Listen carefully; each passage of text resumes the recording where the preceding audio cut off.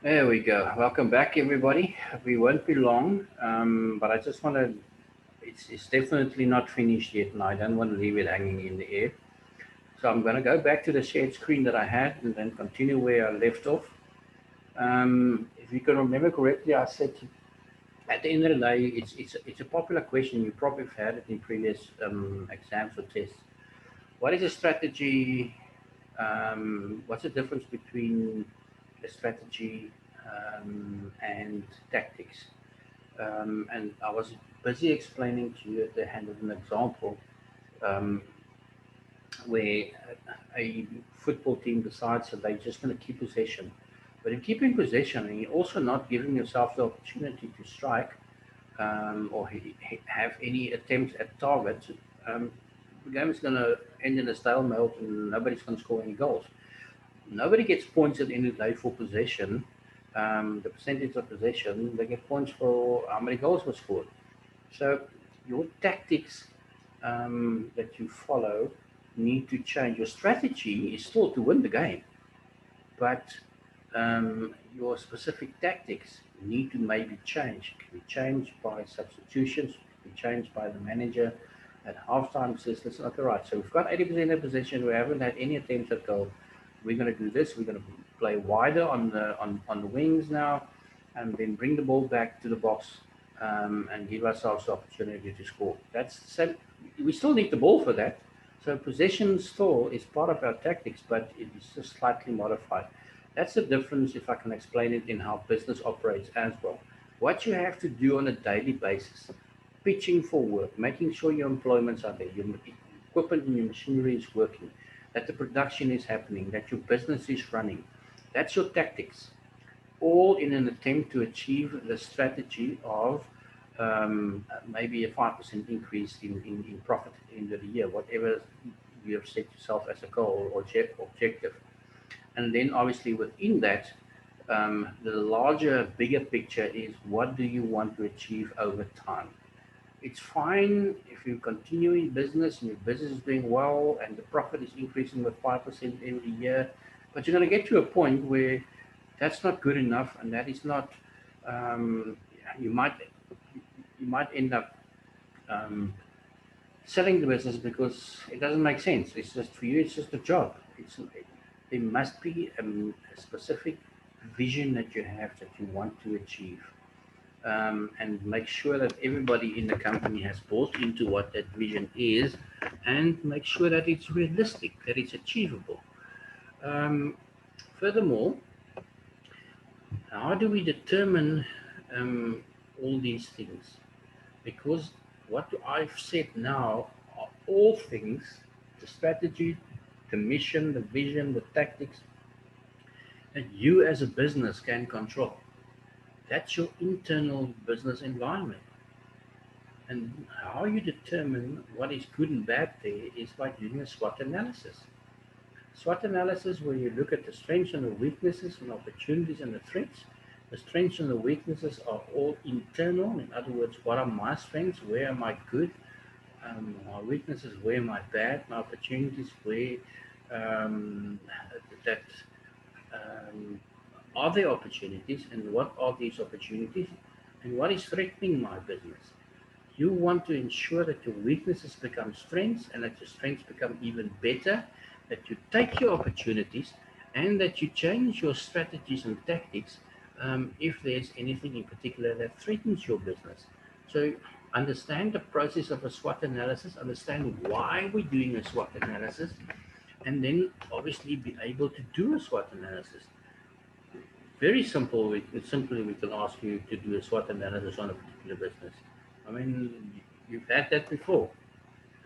Okay, so make sure that you understand the difference between what a mission and vision, strategy, and tactics of a business is, where it fits into the bigger picture of a business um, when they do their strategic planning, and then obviously how to conduct a SWOT analysis.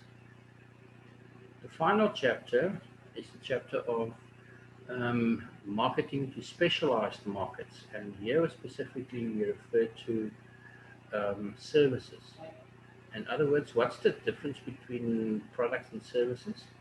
We looked at the tangibility, the perishability, the heterogeneity, the ownership. Um, I'm not going to go into greater detail into that, but those are the things that differentiate products from services.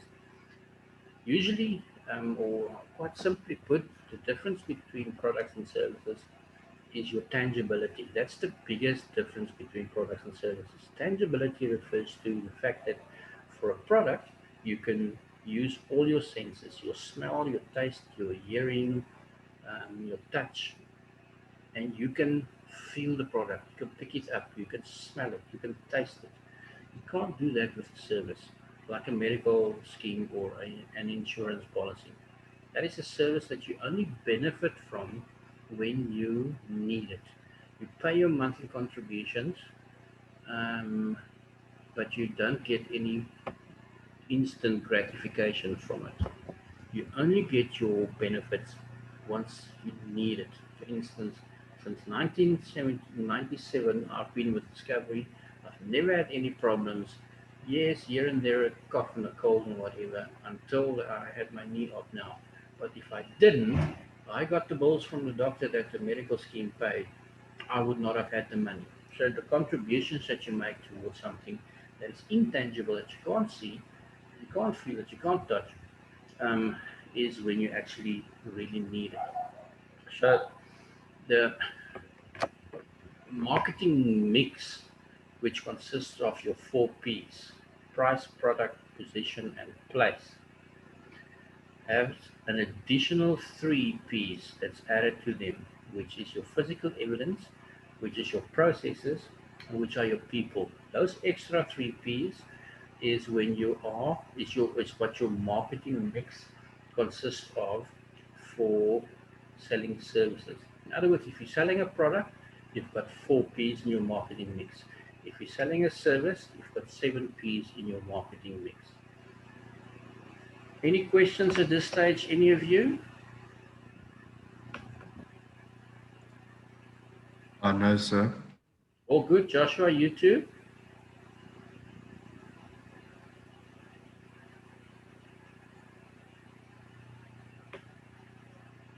Joshua, no problem? Good. Sorry, your sound quality is not very, it's not very good, but I can hear it. You said that you don't have any problems.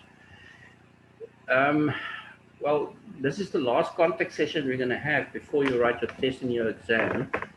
Let's just make the following clear and also have a look at Moodle or on Moodle, because on Moodle your test and your exam instructions, like previously, would be posted a couple of days before you write it.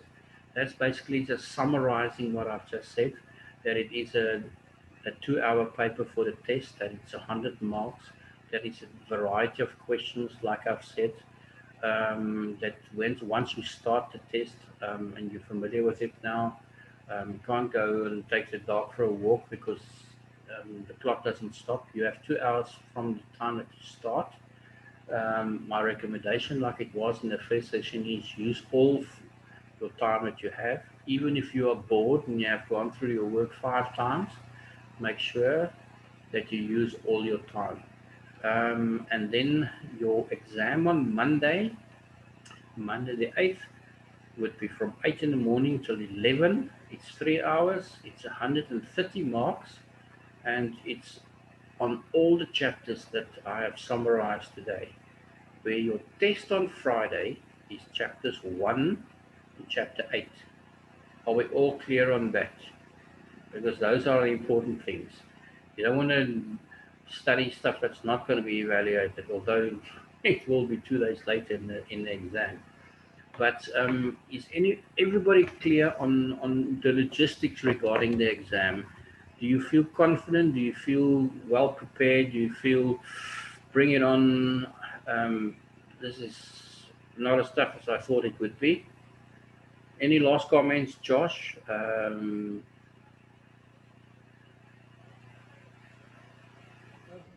I mean, no comment, no last comment. I just feel confident and wanna want to pass. So I put in extra hours and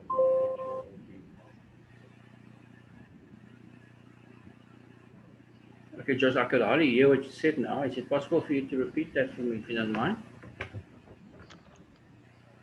Mhm. I was saying, I feel confident about the exam. I'm gonna put in the extra hours and make sure that I do actually pass. That's all you can do. You can control what you can control. That's the important thing. Focus on what you can control, and then the rest will follow. Yes, sir. Okay, good. I will, as I said, have a look at Moodle. All the necessary instructions will be there, and then the test is available on Friday morning at 8 o'clock for you guys. Andrich, anything that you want to contribute? Anything, how do you feel at the moment? I'm also feeling confident.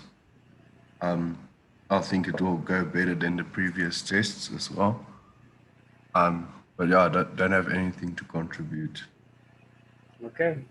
You must be tired from this morning exam, and hopefully you'll take the rest of the day off and then start with business marketing tomorrow. Yes, I will. So. Okay, guys. I mean, it's been nice chatting to you. I haven't met you, but I wish you all the best for the test and the exam on Friday and on Monday. Um, you are on the WhatsApp group. If there's anything that you want, anything that you, if you go through the chapters in preparation, if there's anything that bothers you, if this is the simplest question, send me a WhatsApp, and I can respond to you by email, or in the WhatsApp if the question doesn't warrant a very long answer. But I am available. You have my number. Contact me if there's any challenges. I've, I've, I've so many times I've heard after an exam or a test when the results come out. Oh yes, wasn't sure about this. I wanted to contact you, sir, but why didn't you? You cannot do that after the exam or the test. You can only do it before the test. So it's an open invitation. You're more than welcome to use that service, and get in touch with me if there's anything you need clarity on. Okay, I don't mind at all. I want you to be 100% prepared for your test and exam. That's it. Thank you, sir. Guys, thank you much. Thanks for your time. I really appreciate it. Thanks, Josh. Good luck with your test on Friday. You don't have any other test, or what other test are you writing this week, Josh? I'm writing what's this? Entrepreneurship on Thursday. Now you'll wax it. You're in the swing of it now, so don't worry. Yes, sir. Okay, guys, thanks very much. I'll put this video on Moodle tonight as well if you maybe want to watch it later. But good luck with your preparation and good luck with the test and the exam. Okay, thanks, So guys. thank you, sir. Enjoy the rest of your day. I'm going to try my best. Thank you very much. You too.